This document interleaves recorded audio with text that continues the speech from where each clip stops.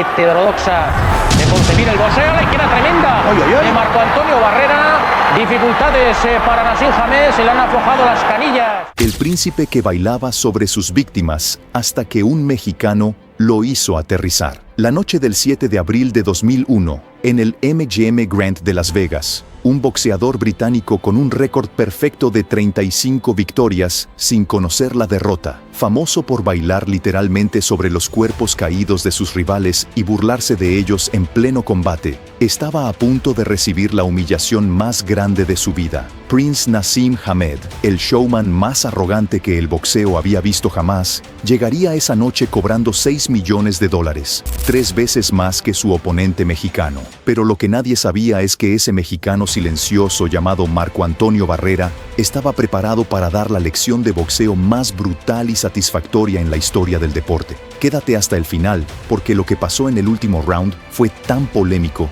que aún hoy se debate si fue boxeo o una declaración de guerra, y descubrirás por qué Hamed nunca volvió a ser el mismo después de esa noche, retirándose prácticamente del boxeo después de solo una pelea más. Esta es la historia de cómo la arrogancia fue destruida por la humildad, cómo el circo fue aplastado por la escuela mexicana, y cómo un príncipe aprendió que bailar tiene consecuencias. Las luces de Las Vegas brillaban con una intensidad especial aquella noche de primavera. El MGM Grand Garden Arena estaba repleto. Más de 15,000 personas habían pagado fortunas para presenciar lo que se promocionaba como Playing with Fire, jugando con fuego. Y efectivamente, alguien iba a quemarse esa noche. La tensión en el aire era palpable, eléctrica, porque este no era un combate más. Esto era el choque de dos mundos completamente opuestos, dos filosofías irreconciliables dentro del cuadrilátero. Por un lado, el espectáculo, el show, la arrogancia desmedida. Por el otro, la técnica, el trabajo duro, el respeto ganado a golpes. Naseem Hamed no era un boxeador común, era un fenómeno mediático, un personaje de proporciones casi caricaturescas que había convertido el boxeo en un circo personal donde él era el único protagonista. Sus entradas al ring eran legendarias por su extravagancia ridícula. Había llegado en alfombras voladoras mecánicas, en plataformas elevadas con bailarines, con pirotecnia digna de un concierto de rock y música árabe atronadora. En una ocasión incluso bajó desde el techo de la arena suspendido por cables. Su ego no conocía límites. Dentro del ring, su comportamiento era aún más provocador. Dejaba caer los brazos completamente, retando a sus oponentes a golpearlo. Bailaba frente a ellos, moviendo las caderas de forma burlona. Cuando conectaba un buen golpe, celebraba con volteretas hacia atrás. Y cuando noqueaba a alguien, literalmente bailaba sobre su rival caído, una falta de respeto que muchos consideraban intolerable, pero que nadie había podido castigar porque Hamed tenía un poder devastador en su zurda. 31 knockouts en 35 peleas lo respaldaban, pero esa noche de abril, del otro lado del ring, esperaba un hombre diferente. Marco Antonio Barrera, conocido como Baby-Faced Assassin, el asesino de cara de bebé, era todo lo contrario a Hamed. Llegó a la arena sin fanfarrias, sin espectáculo, solo con sus guantes y su mirada fija. No necesitaba música estruendosa ni efectos especiales. Barrera era un boxeador de la vieja escuela mexicana, criado en los gimnasios duros de Ciudad de México, forjado en peleas donde el respeto se ganaba con sangre y técnica. Su récord de 52 victorias y 3 derrotas no tenía el brillo invicto de Hamed, pero cada una de esas peleas había sido una guerra real. Barrera había enfrentado a los mejores, había sangrado, había sufrido, pero siempre había respondido con corazón de guerrero. La diferencia de pago era insultante.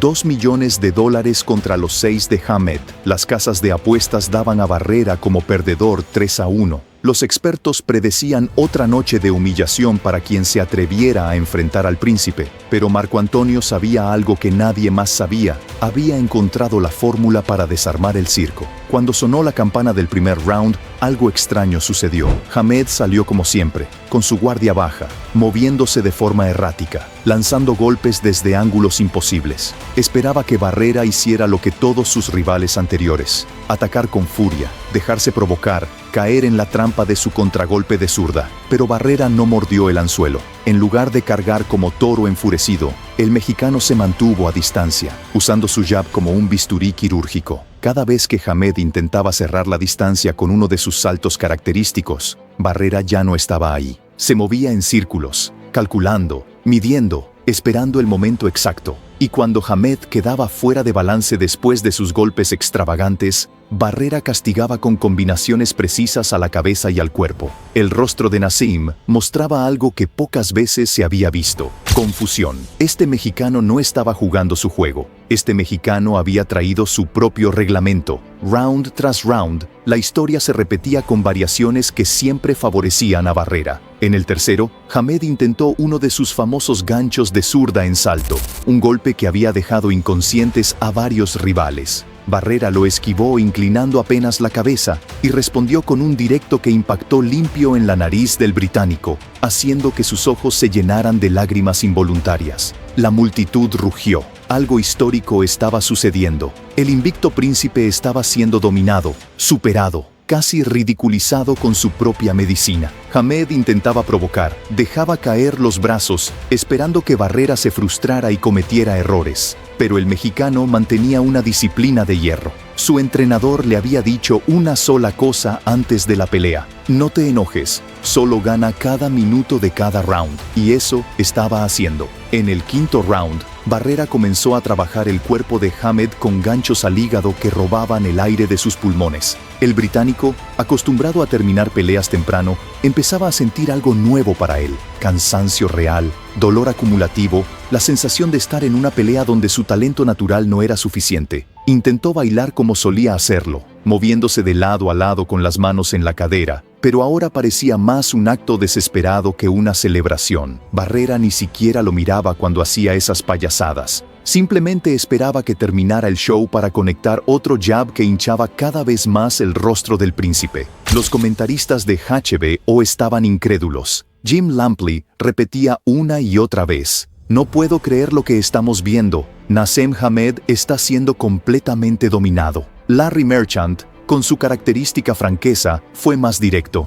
Hamed vino a bailar, pero Barrera vino a dar una clase de boxeo. Para el séptimo round, la cara de Naseem era un desastre. Su ojo izquierdo comenzaba a cerrarse, su labio estaba partido, y por primera vez en su carrera, lucía como lo que realmente era: un peleador en serios problemas. Pero aquí es donde la historia se pone interesante, porque Hamed tenía algo que no se puede entrenar: poder puro en esa zurda maldita. Un solo golpe podía cambiar todo, y en el octavo round casi lo logra. Lanzó un gancho desde un ángulo ciego que rozó la sien de Barrera, haciéndolo tambalear por primera vez en toda la noche. El MGM Grand enloqueció. ¿Sería este el momento del milagro? ¿El knockout dramático que rescataría la noche del príncipe? Hamed olió la sangre y atacó con todo lo que le quedaba, lanzando combinaciones salvajes, abandonando toda técnica en busca del golpe que lo salvaría. Pero Barrera, con la experiencia de un guerrero veterano,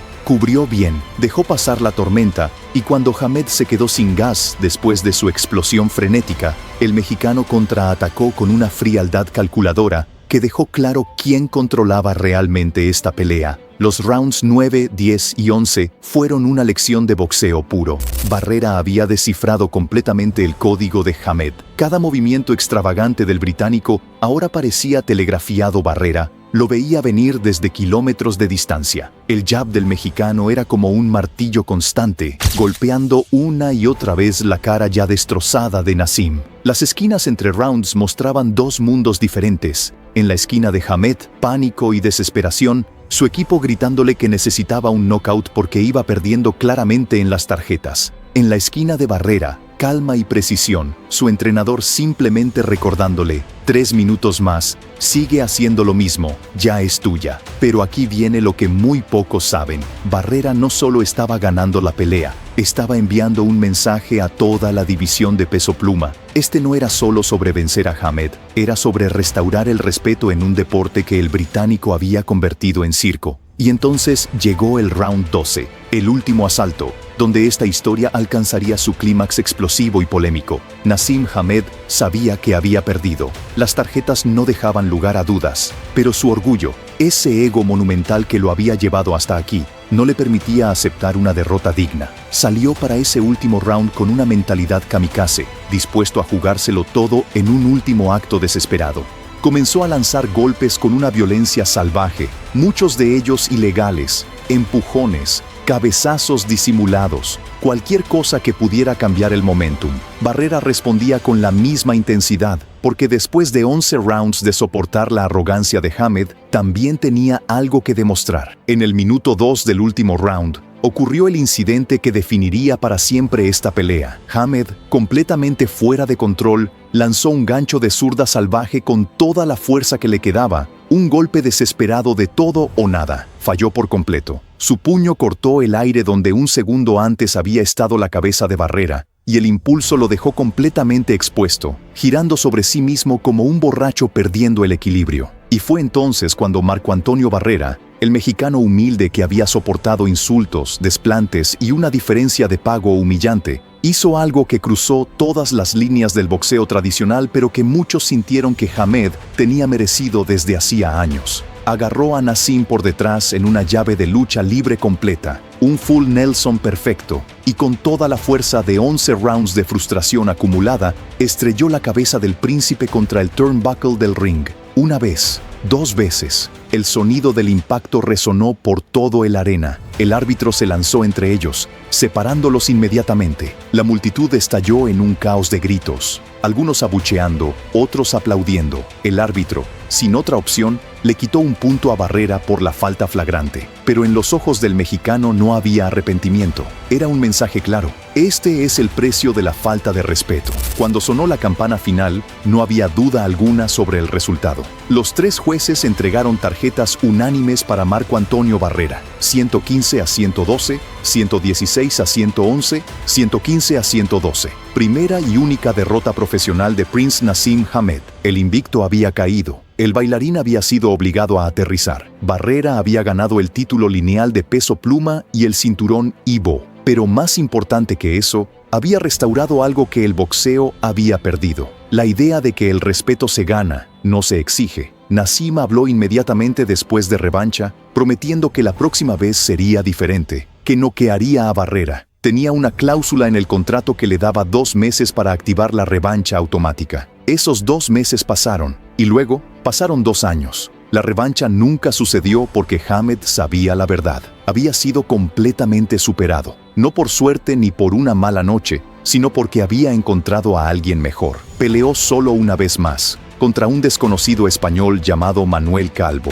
Ganó por decisión sin convencer a nadie, y luego se retiró para siempre con apenas 27 años. Marco Antonio Barrera, por su parte, ni siquiera conservó el título que había ganado. Lo dejó vacante inmediatamente porque nunca se trató de cinturones. Se trató de demostrar que la escuela mexicana, el trabajo duro, la humildad y el respeto valen más que todo el show del mundo. Esa noche en Las Vegas, un príncipe aprendió que cuando bailas sobre tus rivales, eventualmente te encuentras con alguien que te hace pagar cada paso. Y ese alguien fue un mexicano silencioso que dejó que sus puños hablaran más fuerte que cualquier pirotecnia o entrada extravagante jamás podría.